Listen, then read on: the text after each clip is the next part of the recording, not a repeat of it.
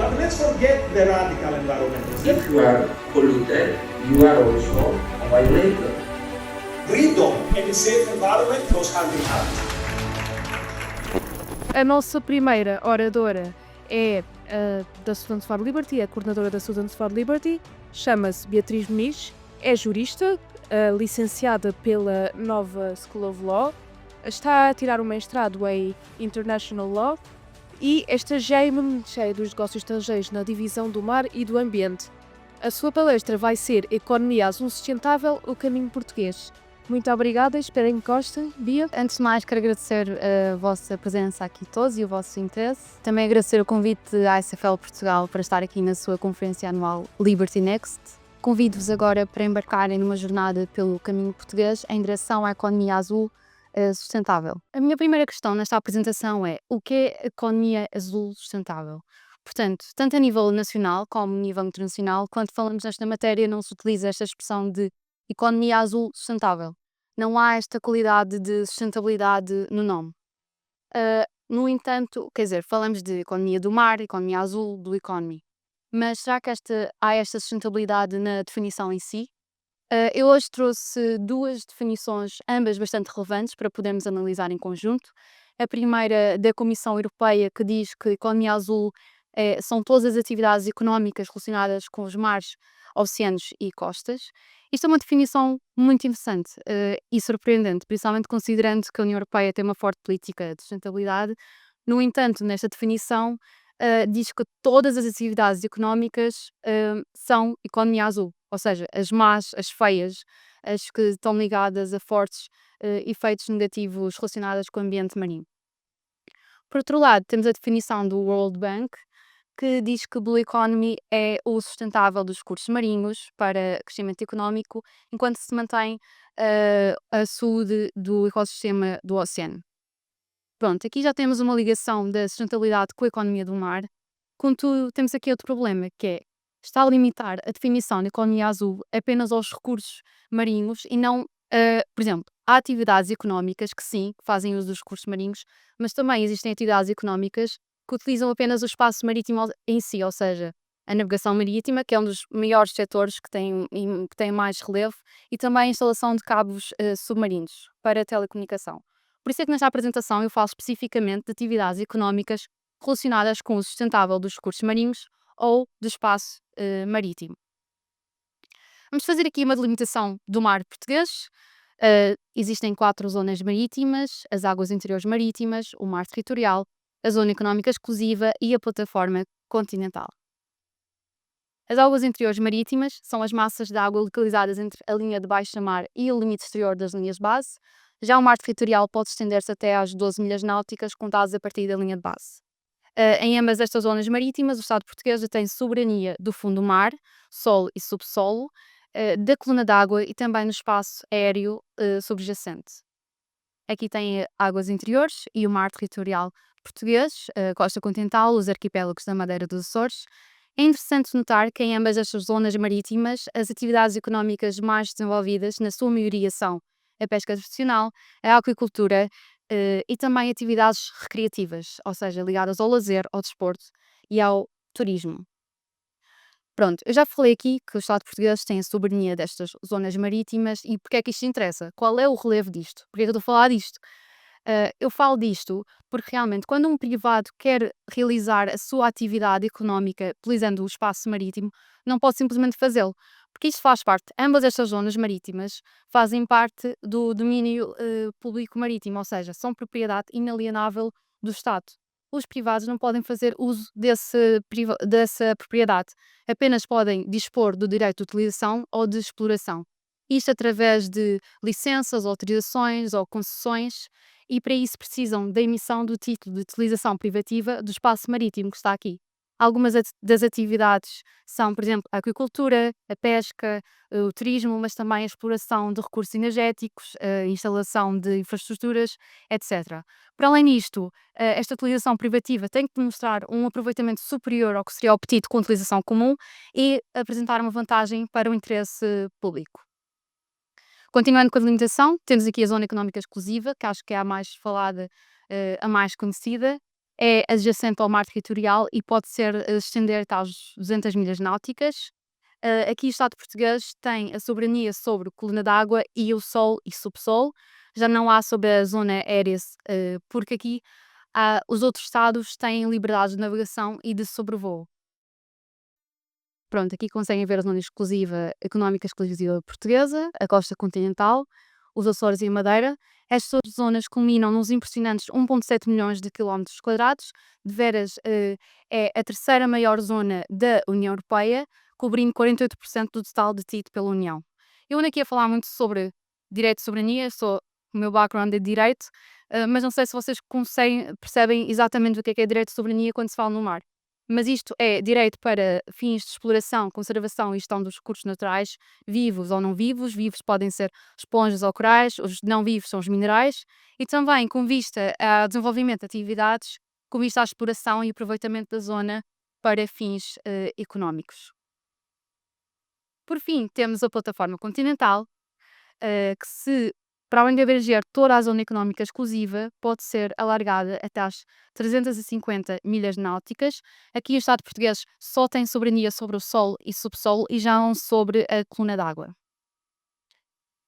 Aqui temos uma imagem da plataforma continental estendida portuguesa. E porquê estendida? Porque, tal como eu disse, pode ser estendida até às 350 milhas náuticas, mas não é de momento. Isto é uma proposta, isto é a missão da missão portuguesa para a extensão da plataforma continental, que submeteu a sua proposta em 2017, sendo que temos resposta prevista até a final de 2025. Se isto for aprovado, o que é que isto significa para Portugal? Isto significa uma maior área de soberania e também mais recursos naturais que Portugal pode explorar e aproveitar. Chegamos agora a um novo capítulo desta nossa jornada, a que eu chamo Portugal e Economia Azul. A Estratégia Nacional para o Mar até 2030, e isto é um documento oficial do Estado português que podem consultar se tiverem curiosidade, estabelece objetivos ambiciosos para o desenvolvimento sustentável da economia do mar em Portugal, nomeadamente o aumento do PIB, a criação de emprego qualificado e também a promoção da inovação e da investigação. A verdade é que o mar já representa um grande contributo para o PIB, gerando milhares de empregos. Em 2023, o mar foi a terceira maior área económica em Portugal, representando 5% do PIB e das exportações.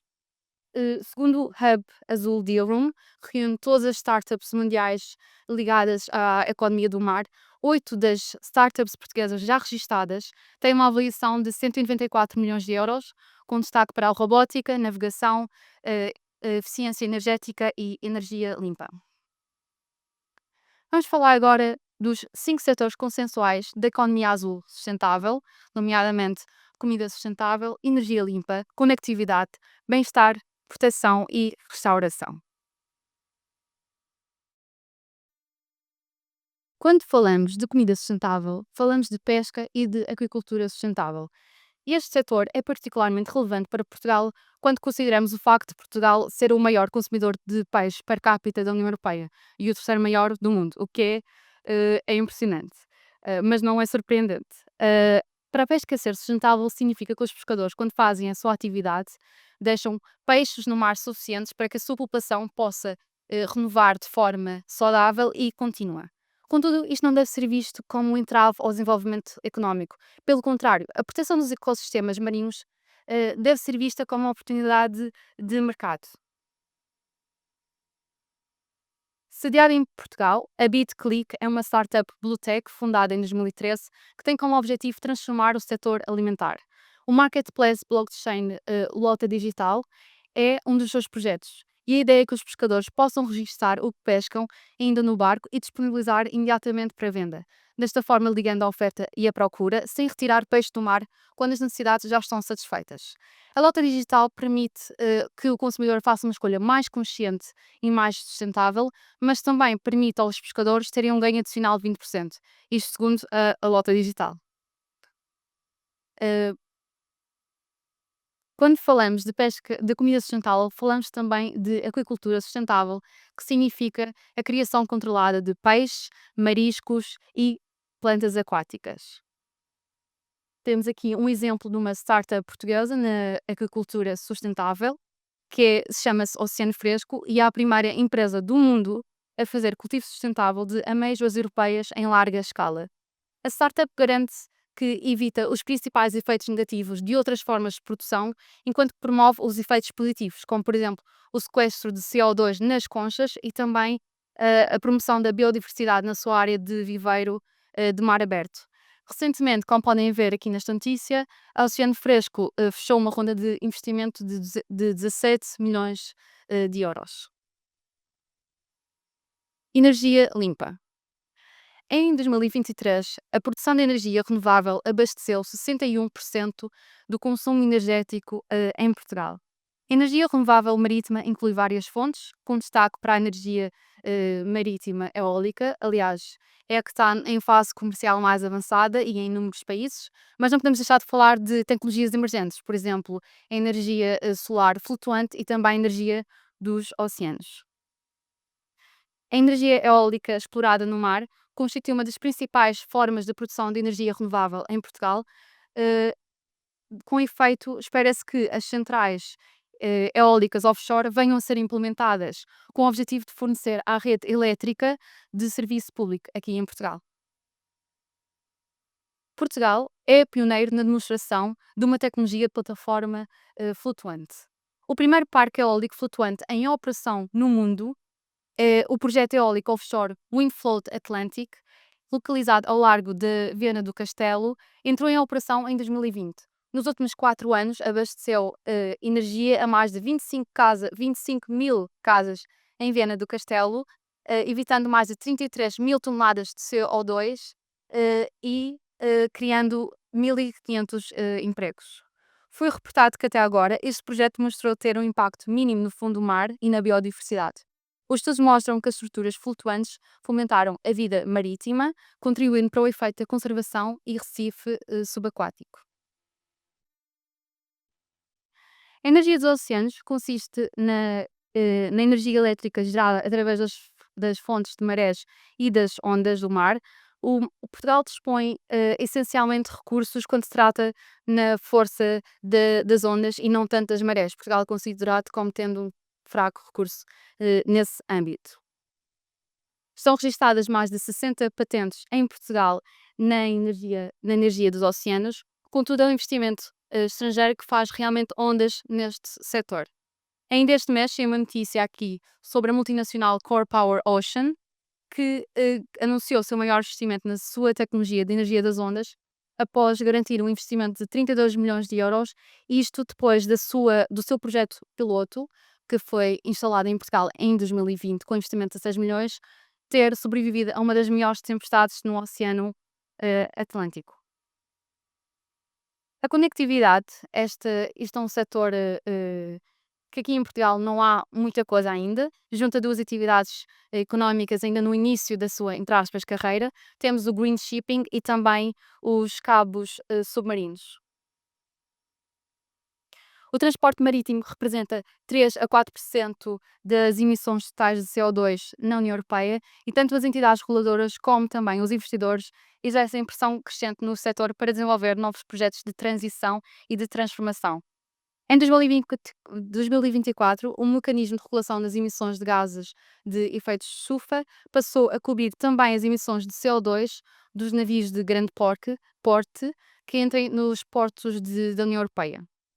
O roteiro naval Carbono Zero, que é uma iniciativa portuguesa, formada pelo Fórum Oceano e pela Confederação Empresarial do Alto Minho, definirá uma trajetória clara de descarbonização e metas específicas até 2050, no que diz respeito ao setor de construção, reparação e manutenção naval. Aqui temos os cabos submarinos, que quase 1,4 milhões de quilómetros de cabos submarinos no fundo dos oceanos e mares assegura 99% do tráfego de internet. Contudo, isto é um setor que até há pouco tempo não tinha muita relevância, nem era uma prioridade para Portugal, mas a verdade é que Portugal tem uma posição estratégica neste setor e tem todo o potencial para se destacar e ser pioneira a nível internacional. Portugal pode atrair mais investimento na construção de centros de dados, cabos submarinos e infraestruturas digitais. Estão identificados projetos relacionados com os cabos submarinos que podem trazer à tona mais de 10 mil milhões de euros em investimento estrangeiro. Bem-estar. Quando falamos deste setor, este é um é um setor complicado, porque este setor é um setor crescente e em constante expansão, que embarca muitas coisas. Estamos a falar de turismo, como todos sabem, é muito importante aqui em Portugal, desporto, lazer, saúde mental e dimensão espiritual do oceano. Mas nesta apresentação eu quero focar-me em bioeconomia e biotecnologia. São a bioeconomia e a biotecnologia os verdadeiros setores emergentes no bem-estar em Portugal. Apresentam um elevado potencial na área de Portugal apresenta um elevado potencial na área de bioeconomia, decorrente do facto de ter um forte setor primário de pesca e aquicultura. Para além disto, tem um extenso território marítimo, isto foi o que falámos no início desta apresentação, que é impressionante, dotando de elevadas condições de biodiversidade e disponibilidade de recursos de base biológica.